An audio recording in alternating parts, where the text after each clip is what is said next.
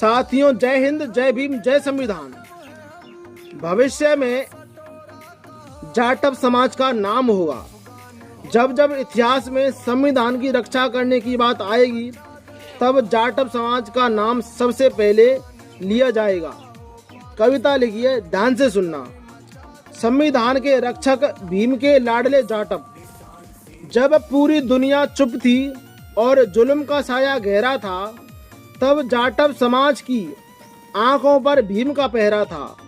उसने बाबा साहब को अपना खुदा और रहबर माना है।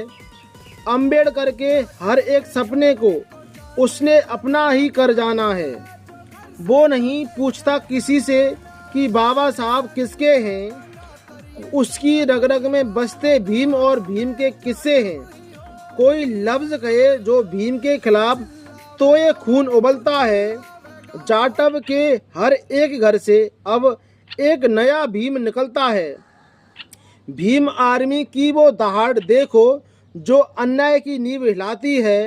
ये नीली फौज ही तो संविधान की असली ताकत कहलाती है।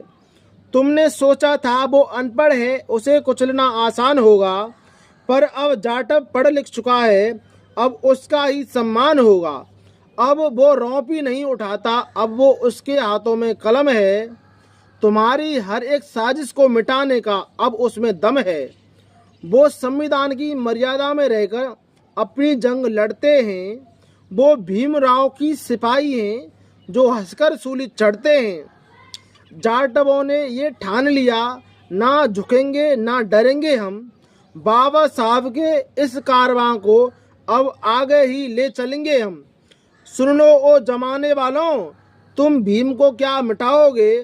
जाटवों के इस जज्बे से तुम खुद ही डर जाओगे।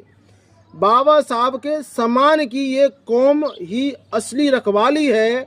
इसके आगे हर साजिश अब होने वाली खाली है। राहुल लिख दो जाटवों की वीरता, जो दुनिया को पता चले। कहे संविधान के रक्षकों के आगे अब किसी की ना चले। ये सिर्फ समाज नहीं, ये भीम के शेर हैं जो धाड़ना जानते हैं। ये बस अपने हक की खातिर लड़ना और मरना जानते हैं।